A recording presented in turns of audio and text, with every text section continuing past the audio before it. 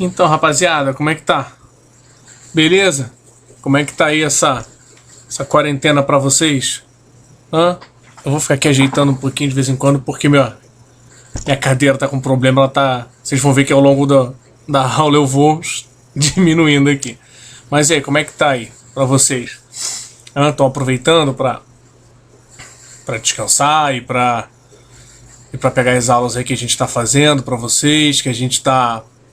Enfim, o trabalho todo de acompanhamento, de exercícios e tudo mais. Vamos lá, rapaziada. Aproveita pra não deixar acumular muita coisa também, não. Tá bom?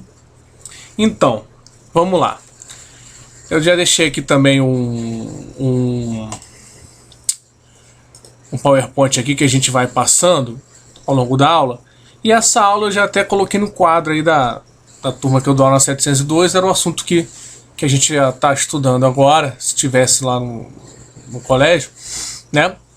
Que é a formação dos estados nacionais. Então o que é isso? É quando surgem os países. Quando esses países começam a se formar. Tá bom? Então,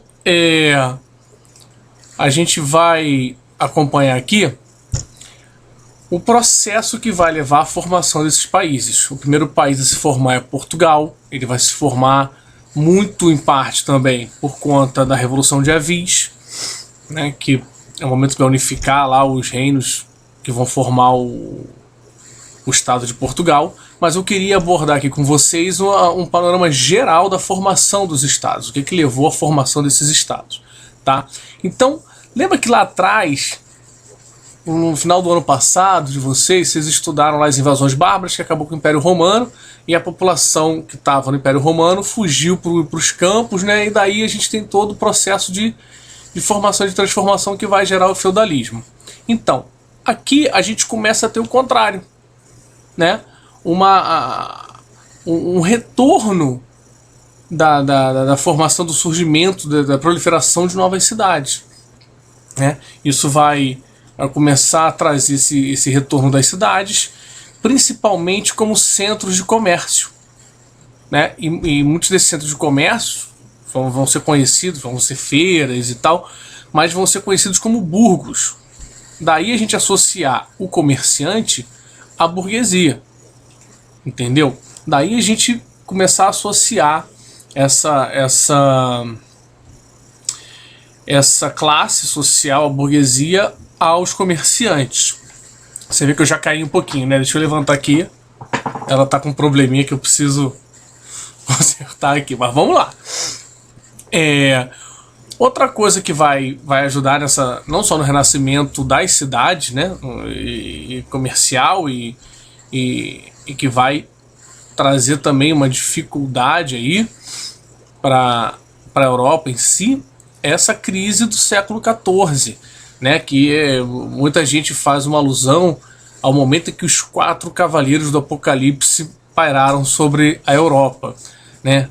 A guerra, a peste, a fome e a morte. Então, é um período complicado aí do século XIV, em que a gente tem muitas guerras, em especial a Guerra dos 100 Anos. A gente tem uma outra epidemia muito grande, não sei se aí a gente já poderia chamar de pandemia, porque aqui na América não chegou, né, essa peste. Ficou mais na Europa, derrubou aí 2/3 da população europeia, muita gente, né? E essas guerras e a peste diminuem o número de pessoas que estavam trabalhando na produção de alimentos também, o que vai gerar uma fome muito grande, e esses 3 juntos aí contribuem para uma morte absurda de pessoas na Europa, que diminui muito a quantidade de população na Europa, certo? E isso facilita um pouco, né, uma aliança que vai ser feita entre o rei, a nobreza e a burguesia, tá? O rei, a nobreza e a burguesia se juntam porque, como eram muitos feudos, né? Como eram muitos feudos separados, eles tinham uma dificuldade muito grande para praticar o comércio e para exercer o poder deles. Você imagina, assim, cada feudo tinha né, cada feudo tinha o seu sistema de pesos e medidas, por exemplo. Então, o que era 1 quilo para um feudo, para uma cidade, né, já considerando as cidades, não era o equivalente a 1 quilo em outra cidade. O que era 1 metro de tecido para uma outra cidade não era o equivalente ao que era 1 metro de tecido para outra cidade. Então isso vai gerar uma confusão e uma dificuldade muito grande no comércio. Então o rei, para garantir o poder nesses feudos, faz uma aliança com a nobreza que abre mão então desse poder mais local, né, e passa esse poder aí para a mão de um rei, né, e a burguesia que vai, como a gente viu ali no slide anterior, que era quem cuidava do comércio aí, ela vai se dar bem nessa também, porque vai conseguir uma série de medidas que vão facilitar o comércio e eles vão acabar ganhando mais dinheiro, tá bom? A nobreza, em contrapartida, vai ter uma série de vantagens também.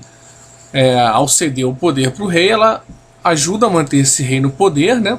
E tem uma série de vantagens que o rei concede a eles como classe. A gente vai ver, se eu não me engano, no próximo slide, tá? Mas como é que o rei vai fazer para garantir esse controle político sobre esse monte de territórios que vão se unificar para ficar sob o comando de um rei só?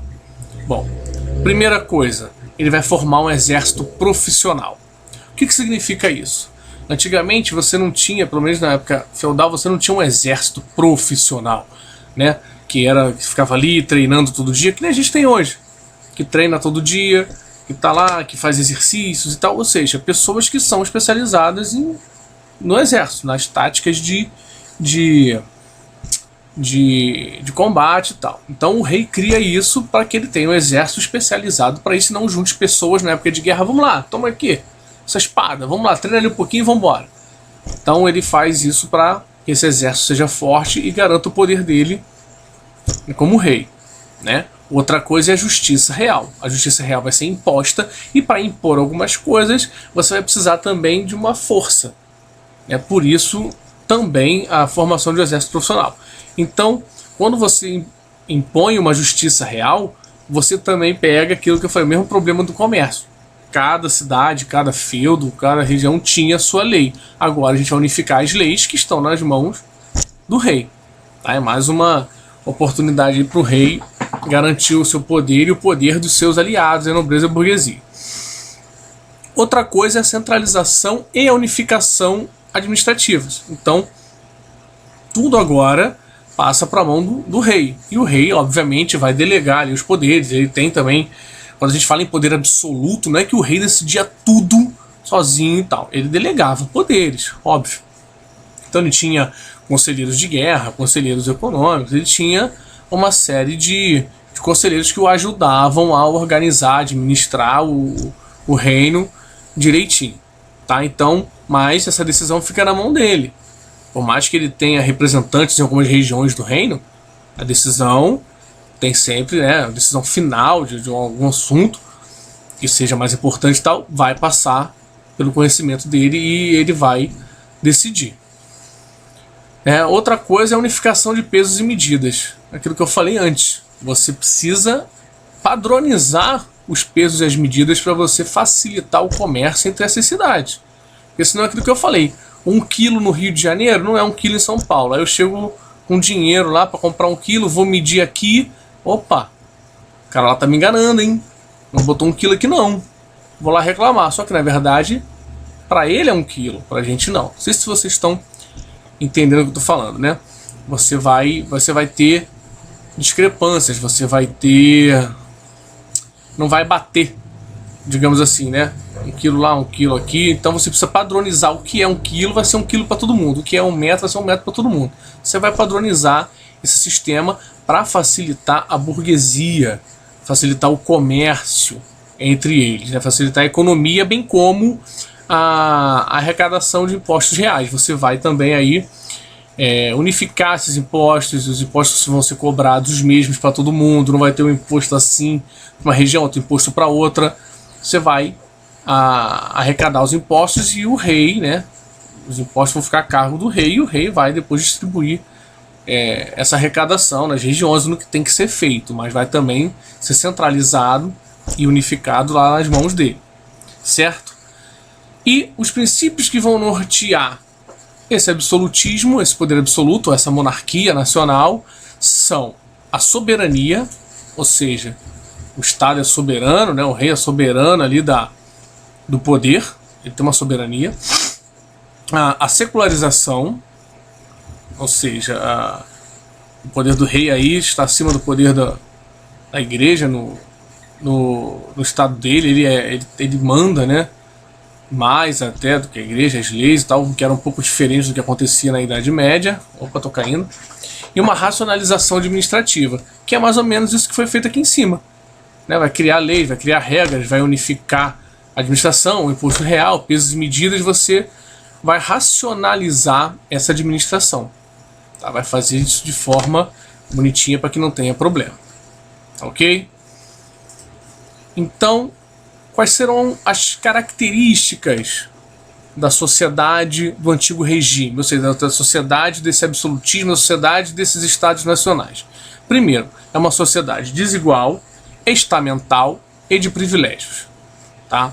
Olha aqui, desigual porque estamental depois eu falo desigual. Estamental porque é dividida em estamentos, é dividida entre classes, digamos assim, esses estamentos. E é muito raro, para não dizer impossível, né? Para não afirmar isso, é impossível, mas é muito raro você ter uma mobilidade social. Se é do terceiro estado, vai ficar no terceiro estado. Se é do segundo estado, você não vai ser rei. Então, é muito difícil. Quem nasceu aqui, quem nasceu aqui, e aqui morre aqui. Então, não tem essa mobilidade social, tá? Desigual porque você tem muito mais gente aqui no terceiro estado, muito menos no segundo e menos ainda, obviamente, no primeiro. Isso porque cada classe tem seu privilégio, tá? Então, por exemplo, primeiro e segundo estado não pagam impostos. Quem paga imposto? Terceiro estado. Então, o terceiro estado ele vai sustentar toda essa sociedade aqui, tá? Os camponeses e burguesia, que é a galera que compõe o terceiro estado. O clero e a nobreza estão no segundo. A igreja tem o seu grande poder ainda, né? Quando eu falei da secularização, não é que a igreja perdeu a importância e o poder, nada disso. Mas é que o rei agora também toma a frente da administração ali do seu reino, das decisões. Claro que a igreja ainda é muito importante na tomada de decisão, nos conselhos do rei e tudo mais. Mas o rei é que toma a decisão final. Muitas vezes influenciado pela igreja e tal, mas a decisão é dele, tá? E o primeiro estado aqui é composto pelo rei. Então essa é a sociedade do antigo regime, tá? Tem essas características principais aí. Bom, já a economia vai ter o surgimento aí do mercantilismo. Então o que é o mercantilismo? O mercantilismo é um conjunto de práticas econômicas que vão nortear a economia desse momento. Ou seja, essas práticas comerciais eram realizadas pelos reinos para garantir a sua riqueza. Então, a primeira delas é a da balança comercial favorável. O que significa isso? Significa você arrecadar mais dinheiro do que gastar. Você ganhar mais do que gastar. Quando a gente fala em balança comercial, por exemplo, a gente pode falar na questão da importação e da exportação. Você exportar mais do que importar. Você, quando exporta, você está vendendo. Se você está vendendo, você está ganhando dinheiro. Você, quando importa, você está comprando. Se você está comprando, você está perdendo dinheiro, né? Seu dinheiro está saindo do país. Então, essa balança comercial, essa diferença entre o que a gente exporta e o que a gente importa, tem que ficar positiva. Ou seja, tem que exportar mais do que importar, certo? Outra coisa que era extremamente perseguida pelos governantes da época era o acúmulo de metais preciosos. Por isso foi tão importante encontrar a América e encontrar ouro. Porque o país era mais rico quanto mais metal precioso ele tinha, certo? E a gente sabe que dinheiro é igual a poder. Então, quanto mais dinheiro o país tinha, mais poderoso ele seria. Ok? Outra coisa é o protecionismo alfandegário, que é uma prática utilizada aí até para ajudar também na balança comercial favorável, em que os governos protegem os seus mercados. Eles vão fazer taxas de impostos maiores para os produtos que são de fora, para que eles não entrem em competição com os produtos que são fabricados dentro do próprio reino. Entendeu? Então, por exemplo, vou dar um exemplo aqui de um protecionismo alfandegário. Digamos que a gente tem um tênis Rainha aqui no Brasil, né? Digamos que eu acho que o Rainha é uma marca brasileira. Então, para o Rainha conseguir competir com o Nike, por exemplo, esse Nike, para entrar no país, ele recebe uma carga de imposto para que ele fique um pouquinho mais caro, ou até mais caro, para que o Rainha consiga competir com esse produto que está entrando, para que a indústria nacional se torne competitiva. Então, essa é uma prática utilizada já desde o antigo regime, né? E tudo isso é conseguido através do intervencionismo estatal, ou seja, o Estado intervindo aí nas ações econômicas. A gente tem acompanhado isso hoje nos noticiários muito forte, quando a gente fala dos pacotes que os governos estão lançando para ajudar o isolamento social, porque obviamente as pessoas estão isoladas em casa, não estão consumindo tudo que consumiam na rua, né? Os bares estão fechados, as empresas e tal. Então o governo está realizando pacotes para tentar minimizar esse impacto na sociedade. E isso é uma intervenção do Estado, certo? Para ajudar na economia. E, claro, não é que você vai mudar de uma hora para outra a sua organização política, que isso vai ser tranquilamente aceito, né? Você tem vários feudos, várias regiões que se transformam em uma. Como é que a gente faz para justificar o poder dessa pessoa que vai ser o rei? Por que agora vai ser uma pessoa no poder e por que essa pessoa é aquela e não aquela outra, né? Como é que vai se utilizar a justificativa de uma pessoa ter poder e ter poderes absolutos? Como é que se justifica isso? Alguns pensadores começaram a teorizar sobre isso, nós os chamamos de teóricos do absolutismo, e talvez o mais conhecido deles seja o Maquiavel, né, que cunhou até uma expressão de ser maquiavélico. E de onde vem isso? A Maquiavel escreveu um livro chamado O Príncipe, em que ele faz quase que um manual para se manter no poder. O que um príncipe, ou seja, o que um rei, o que um monarca, um chefe de Estado deveria fazer para se manter no poder. Aí ele escreveu O Príncipe explicando, tá? Então ele justifica, né, a sua teoria de que o absolutismo é necessário para ter um governo forte, tá? Para que esse governo controle e consiga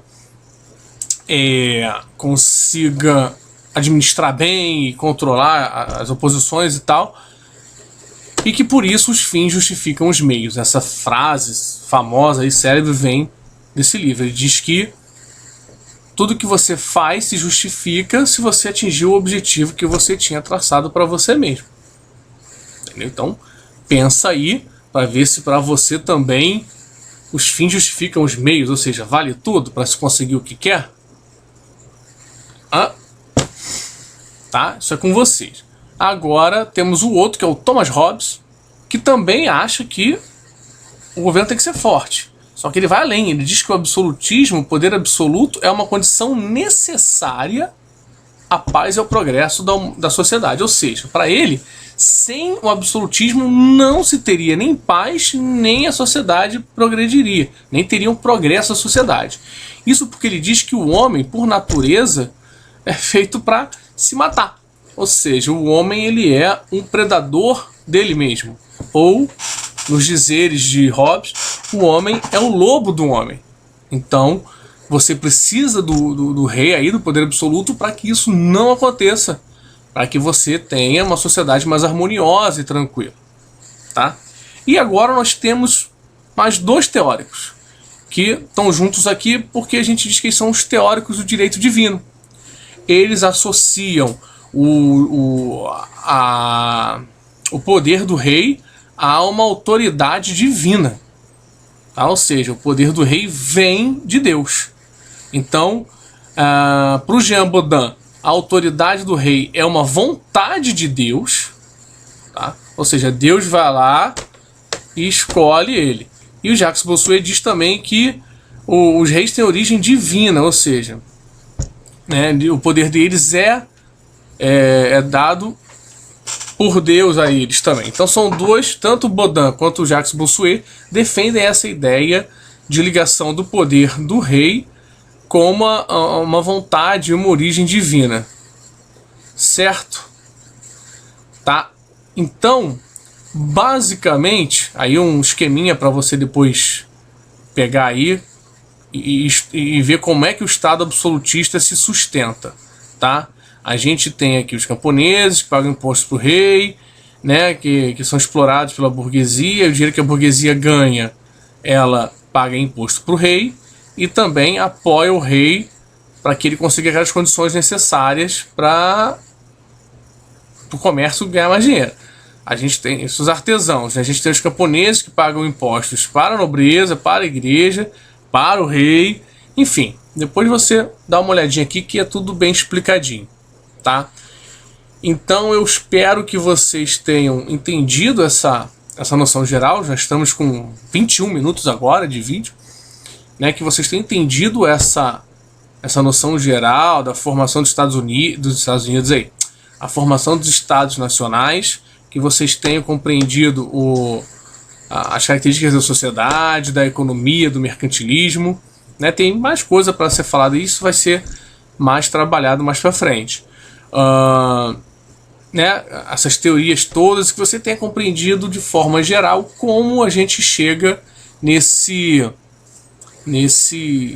novo modelo, que agora não é mais um feudo, né? Mais a coisa feudal, é sim um Estado nacional, que a gente vai chamar inclusive de Estado Nacional Moderno, ou Estados Nacionais ou países, certo?